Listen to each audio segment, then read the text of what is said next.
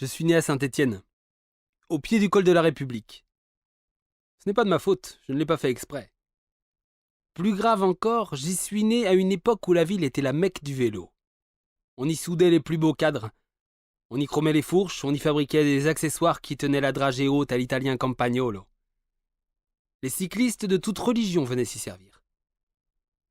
Chaque année, les cyclotouristes du monde entier, ces gens-là sont voyageurs, s'y réunissaient pour rendre hommage à leur maître à tous, celui à qui ils devaient leur identité et leurs règles, le grand Veloccio. Paul de Vivi, selon son baptême, avait édicté les lois du tourisme cycliste et lui avait donné ses lettres de jeune noblesse. Homme d'affaires avisé et patron de presse, il parcourait les chemins et les bois sur son vélo, semant partout de belles maximes et de précieux conseils. Chaque année donc, en hommage à sa tutelle, on se réunissait à Saint-Étienne par milliers pour grimper au sommet du col de la République et se recueillir une minute devant le monument érigé à sa gloire. La montée Veloccio était un peu plus qu'une simple tradition, elle était un signe fort et universel d'appartenance. Certains cyclistes, cependant, sans doute les plus en forme, déploraient que la montée, quoique raide, fût si brève. Les organisateurs eurent donc l'idée de proposer une balade alternative, baptisée les 100 km Veloccio, qui ajoutait des côtes à la côte et des grands bois aux grands bois. Le parcours était somptueux et sévère, avec de gros dénivelés et de sombres paysages de sapins, enrichis d'une descente parmi les vergers du revers sud du Pilat et un retour par les routes du Tracol et du Burdigne. Du lourd.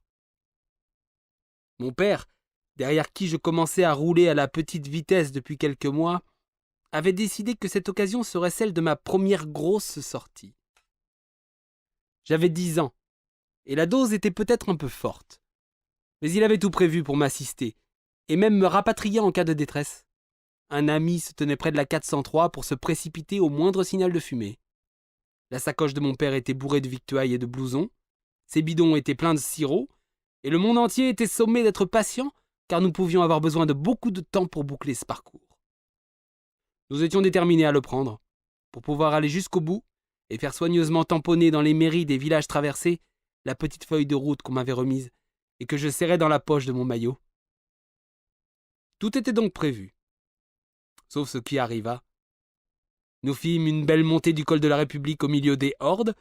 Je me sentais gaillard. Mon père, qui possédait parfaitement la science de mon train, me ménageait sans m'endormir, et nous allions à une gentille cadence. Il m'encouragea à la prudence dans la longue descente. Dans les 2 côtes suivantes, il me conseilla pour les braquets, et je moulinais sans encombre vers les sommets.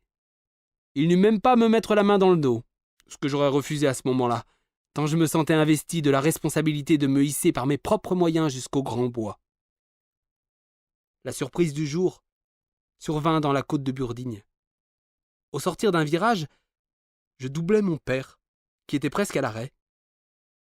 Au passage, je le découvris livide, le visage baigné de mauvaise sueur, les yeux dans le vague, le cœur sur les lèvres.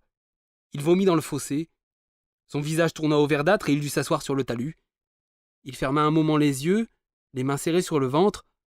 « Vas-y, me dit-il, ne te refroidis pas. La route est fléchée et tu ne peux pas te tromper, je te rejoindrai, si je peux. » Cela fait une drôle d'impression de se trouver seul sur une route étroite et sinueuse de montagne pour la première fois. Surtout lorsque ce n'est pas prévu au programme. Une pluie de questions inattendues vous tombe dessus. On les aurait écrites en blanc sur la chaussée, comme pour vous encourager. Suis-je sur la bonne route? Vais-je trop vite? Vais-je assez vite? C'est encore loin? Combien reste-t-il de côtes au juste? Et si je crève? Et si je tombe dans la descente? Et si mon papa est vraiment malade? Et ma maman? Elle est où ma maman? À mon âge, je sais bien qu'il n'y a plus de loups dans les grands bois, mais on ne sait vraiment jamais. Même un tout petit louveteau oublié dans un coin serait assez grand pour me dévorer. Et puis le terrible homme au marteau est forcément caché derrière un tronc de sapin. Un jour où il y a tant et tant de cyclistes, il ne peut se tenir très loin.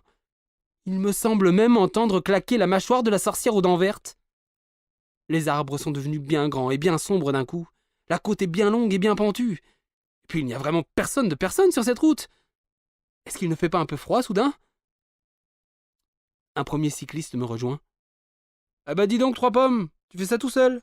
C'est rudement bien. » Je lui conte mon récent malheur.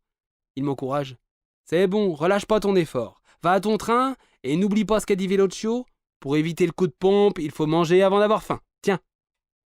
Et il me tend un petit beurlu que j'avale en le regardant s'enfuir de sa grande pédalée. Je me sens regonflé. 500 mètres plus haut, c'est un couple en tandem qui vient à ma hauteur. Voilà le petit pousset, dit le monsieur. Il est mignon, dit la dame. Qui c'est qui t'a abandonné? Je raconte en m'essoufflant. Ralentis un peu, me conseille le monsieur, pendant que la dame farfouille dans son sac. Elle en sort 2 tranches de pain d'épices avec du beurre dessus.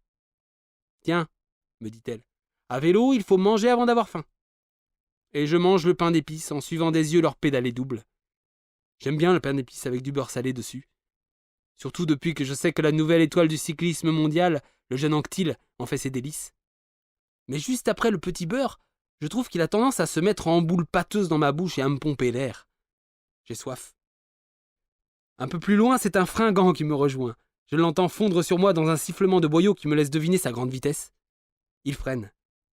Solidaire, mais sans un instant à perdre, il me tend un biscuit thé-brun en silence et repart au sprint vers le sommet. Je m'achouille. Plus loin, c'est un groupe entier. Garde le paquet de biscuits, môme, il faut bouffer avant d'avoir la fringale. Plus haut encore, une dame en knickerbocker et chaussettes à losanges qui s'indigne. Si c'est pas une honte de laisser un enfant comme cela, seul sur la route, au moins mange un morceau avant d'avoir faim. Et elle me tend un étouffe chrétien à base de riz de sa composition que je dois avaler en pédalant de conserve afin qu'elle vérifie que je n'en perds pas une miette. La côte devient très longue. Et même si je sais que c'est la dernière et qu'ensuite il ne me restera plus qu'une grande descente, elle me semble interminable. Je me retourne pour voir si mon père ne revient pas. Je me sens lourd, collé au sol, la bouche pâteuse, le ventre ballonné. Je bascule au sommet, au bord des larmes. Dans la descente, j'ai l'étrange sensation de tomber comme un plomb et je reste debout sur mes freins, de peur de me laisser embarquer et de prendre trop de vitesse. Enfin revenu en ville, on me pousse vers la table des contrôleurs pour mon ultime tampon. Comme je suis le plus jeune concurrent, et de loin, on me fête, on me donne un pchit de citron et on me pardonne d'avoir raté un contrôle en chemin. Sans doute devais-je digérer. Mon père se tient à l'écart, avec son copain, appuyé contre la 403.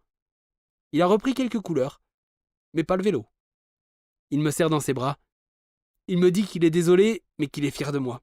Parce que maintenant, je suis un vrai cycliste.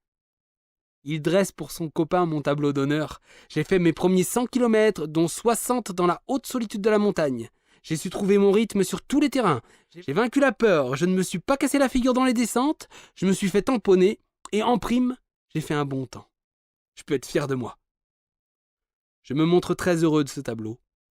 Mais je tiens à ajouter modestement que j'ai également réussi à digérer le premier des 10 commandements du grand Veloccio, et que je sais maintenant manger avant d'avoir faim.